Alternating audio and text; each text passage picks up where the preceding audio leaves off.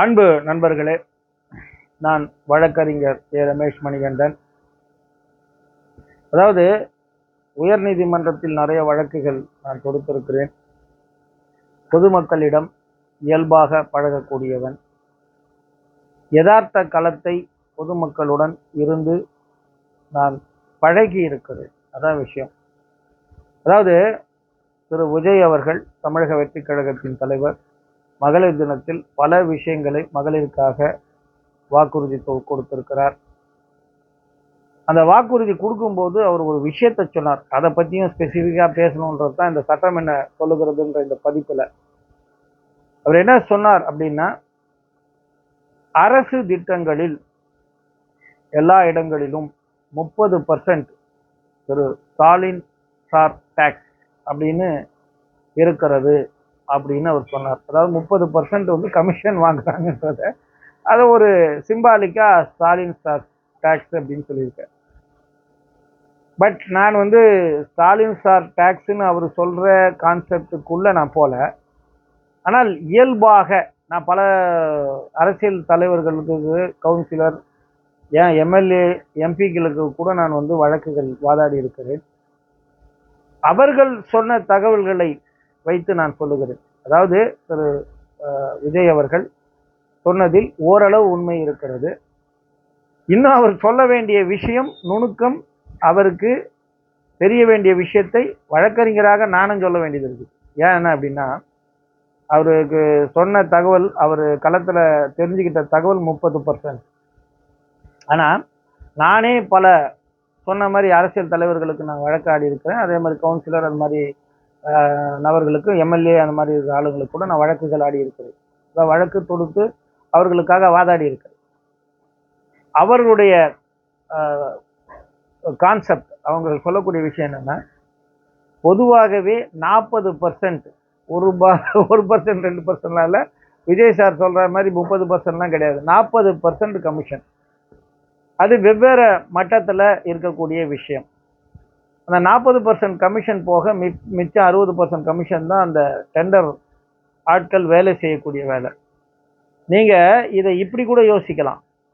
40% commission கொடுத்துட்டு 60% கமிஷன்ல, 60% முதலீட்டில் அவங்க எவ்வளோ லாபம் வச்சு அந்த ரோடு போடுறதோ இல்லை மற்ற கால்வாய்கள், மற்ற அரசு டெண்டர்களை அவர்கள் வேலை செய்வார்கள் அப்படின்னு பார்க்கணும். பொதுவாகவே நாம் வந்து ஒரு தொழில் அப்படின்னா குறைஞ்சபட்சம் 20%, 25% லாபம், 4ல் ஒரு பாகம் லாபம் வச்சு தான் செய்வோம். அப்போ 40% அவங்க சொல்றது, ஒரு 20-25% லாபம்னா 65% போச்சுன்னா மிச்சம் 30 to 35% தான் மக்களின் பணம் சரியாக வேலை செய்யப்படுவது. அப்போ 60-65%, 3ல் 2 பாகம் பணம் என்பது வீணாக யார் யாருக்கோ போகிறது. அதை நீங்க ஊழல்னு சொல்லலாம், இல்லை கையாடல்னு சொல்லலாம், இல்லை வேறு வகையிலும் சொல்லலாம். இப்போ ஒரு சின்ன எக்ஸாம்பிள் சொல்றேன் பாருங்க. நீங்க நான் சொல்றது உண்மையா பொய்யா அப்படின்னு பார்த்தீங்கன்னா, அதுக்கு ஒரு சிம்பிள் எக்ஸாம்பிள், யார் வேணாலும் வந்தீங்கன்னா நான் கூட கூட்டு போய் காமிப்பேன். அதாவது பெருங்குடின்றது சென்னை பகுதியில் பெருங்குடி 184வது வார்டு. அந்த வார்டில் பெருங்குடியில் ஒரு மீன் அங்காடி ஒன்று கட்டியிருக்காங்க. அந்த மீன் அங்காடி எங்கே கட்டியிருக்காங்க அப்படின்னா, அந்த பெருங்குடி சுடுகாட்டுக்கு பக்கத்தில் ஒரு மீன் அங்காடி கட்டியிருக்காங்க. திமுக ஆட்சியில் கட்டுறது. அந்த அங்காடிக்கு வந்து மொத்தம் டெண்டருடைய மதிப்பு வந்து கிட்டத்தட்ட 20 லட்சம் ரூபாய் ப்ளஸ் போட்டிருக்காங்க. இதுதான் டெண்டருடைய மதிப்பு. என்னன்னு கேட்டிங்கன்னா, ஓட்டு வீடு, ஓடில் போட்டது, சுற்றி ஆலோ பிளாக் கல் வச்சு தான் எல்லாம் ரெடி பண்ணியிருக்காங்க. என் கணிப்பு எப்படி பார்த்தாலும் ஒரு 6-7 லட்சம் ரூபாய்க்கு மேலே அது போகாது. ஆனால் 20 லட்சம் ரூபா ப்ளஸ் டெண்டரோட மதிப்பு. அப்போ நான் சொன்ன கணக்கு வந்துருதா? கிட்டத்தட்ட 60%க்கு மேலே ஊழல். திரு விஜய் அவர்கள் சொல்லி இருக்கின்ற விஷயம் பாதி கூட இல்லை, 30%. அப்போ 60% அளவுக்கு மக்களுடைய வரி பணம் வேறு வேறு வகையில் சட்டத்திற்கு புறம்பாக போகிறது. அதை கரெக்டாக ஃபில்டர் பண்ணாலே விஜய் அவர்கள் சொல்லக்கூடிய எல்லா திட்டங்களின் விஷயங்களையும் மக்களுக்கு செய்ய முடியும். இதில் பிரச்சனை ஒன்று தான். விஜய் அவர்கள் கூட வரக்கூடிய எம்எல்ஏக்கள், அவருடைய கட்சி ஆட்கள் நேர்மையாக இருந்தார்கள் என்றால் அது சாத்தியம். இல்ல நிர்வாகம் தெரியாதவர்களாக எம்எல்ஏ ஆனாங்க, நிர்வாகம் தெரியாதவர்கள் வந்தாங்க, இல்ல அவர்களும் ஊழல்வாதியாக இருக்கிறார்கள்னா இவருடைய கனவு என்பது காணல் நீராகிவிடும். இஸ் அன் மிரேஜ்ன்ற கான்செப்ட் தான் ஆகிடும். மிரேஜ்னு சொல்லுவோம் இங்கிலீஷில், காணல் நீராகிடும். அது ஒன்றும் பண்ண முடியாது.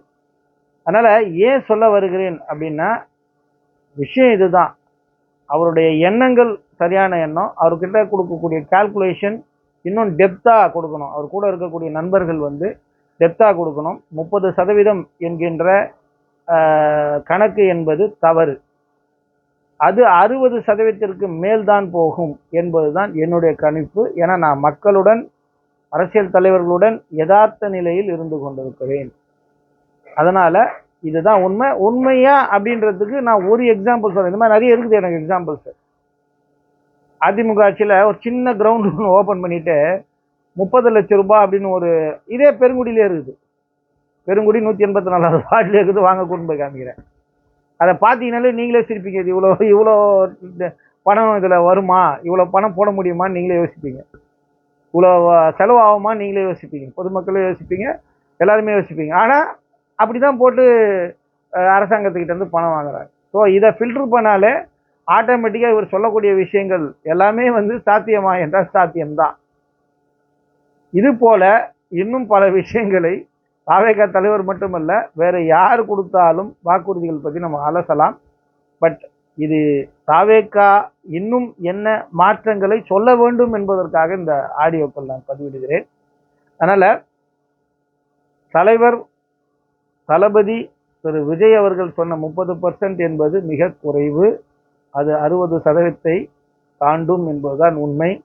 100% அளவிற்கு ஊழல் இல்லாமல் சாலைகளோ அரசு திட்டங்களையோ செய்தால் நிச்சயமாக அவர் சொன்ன மாதிரி 5 லட்சம் கோடி 4 லட்சம் கோடி பிளஸ் தமிழக பட்ஜெட்னா கிட்டத்தட்ட 60%னா 6 24 2,40,000 கோடி பணம் என்பது தவறாக கையாடல் செய்யப்படுகிறது அப்படின்றது தான் அர்த்தம். அதை சரியாக மக்களுக்கு அனுப்பினால் இப்போ திரு விஜய் அவர்கள் சொன்ன எல்லா திட்டங்களையும் மக்களுக்கு சென்றடையும் வகையில் செய்ய முடியும் என்பதுதான் வழக்கறிஞராக எனக்கு இருக்கின்ற அனுமானம், எனக்கு இருக்கின்ற யோசனை, எனக்கு இருக்கின்ற நம்பிக்கை.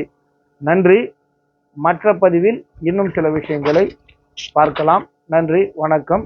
என்னுடைய நம்பர் 9841786197 9841786197. உங்களுக்கு மாற்று கருத்து இருந்தாலும் போடுங்க, விவாதிக்கலாம். நன்றி நண்பர்களே.